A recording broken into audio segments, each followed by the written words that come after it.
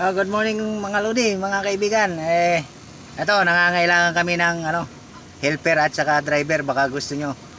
Lalo na dyan sa mga taga Pangasinan. Dyan sa Mapandan, sa Pias. Ito na, baka gusto nyo maging team namin ng GC Roses Tracking. Okay naman dito, wala namang problema. Gusto nyo lang mag-apply. Punta lang kayo sa Pias. Alam nyo naman siguro ang garahe dyan sa Mapandan. Lalo na yung mga taga Pangasinan. Maganda naman, okay dito, walang problema, may biyahe. Hindi, minsan lang matukod. Pag tracking naman talaga, may tukod naman minsan Kaya mga taga dyan sa Pangasinan, saka kahit na sa ibang lugar, basta willing magtrabaho dito sa amin, maging team ng GC Roses, maging kapartner, ka-co-work namin.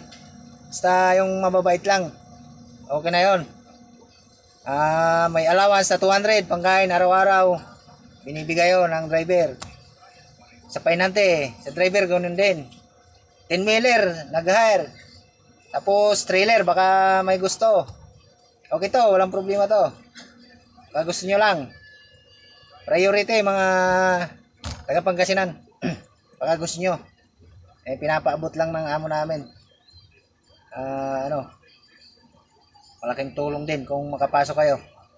Tsaka malaking tulong din kung mapanood nyo ito. Baka mag-apply kayo ng maayos. Okay, maraming salamat. Punta lang kayo doon sa Piaz. Hanapin nyo si Sir Jeng o di kaya si Sir GR, yung sekretary niya.